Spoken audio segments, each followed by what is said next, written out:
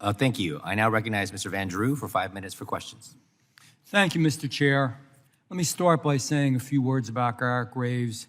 It's been an honor to serve alongside him. He's a good man, he's smart, he's focused, he's energetic, he cares about what he does, and we will miss him.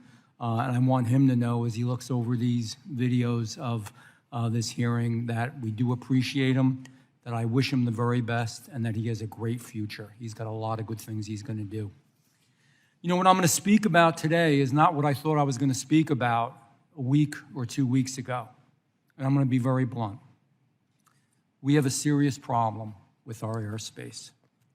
The recent sightings of unidentified drones in the state of New Jersey, my home state, is justifiably causing tremendous public concern.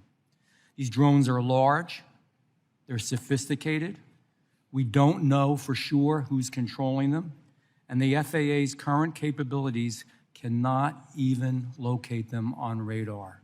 We have a hole in our monitoring systems, and we have a hole in our radar currently. And the truth is, whether people want to hear it or not, we are vulnerable. Our government has failed to effectively regulate our drone industry, and this is not an isolated incident or an isolated phenomenon. Unidentified drones are running across the country. And let me be blunt, and again, say it how it is. Foreign drone technology, particularly China, is a full decade, 10 years ahead of where we are. That is unacceptable in America. We are number one. We've always been number one, but we're not now. And they can take, and they intend to take, full advantage of our vulnerabilities.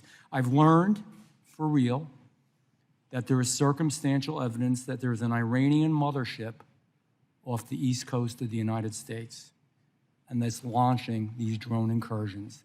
They are from high, good sources, individuals who are reputable, individuals who speak with authority, unfortunately are concerned with identifying who they are at this point who are saying this, but this is true.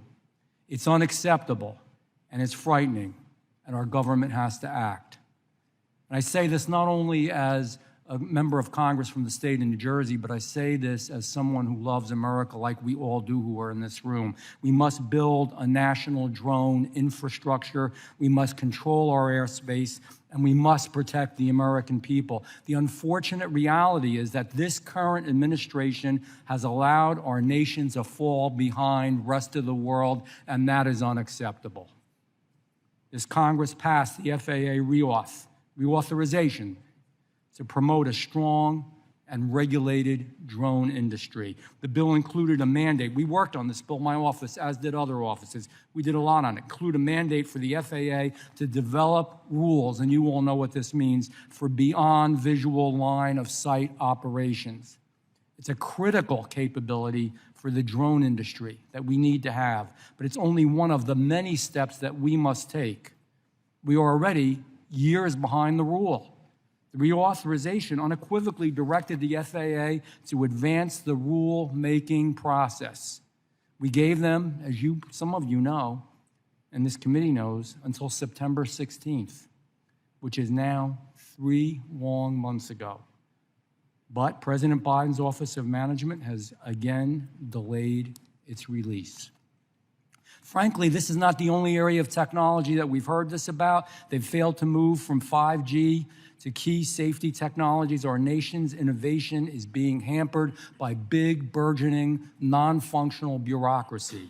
We need a real cultural transformation at the FAA and our government as a whole to come to a reality in dealing with this technology.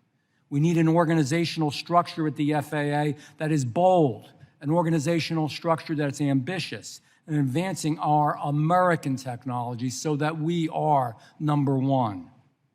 So I'd like to submit for the record a statement from Robert Rose, co-founder and CEO of Reliable Robotics.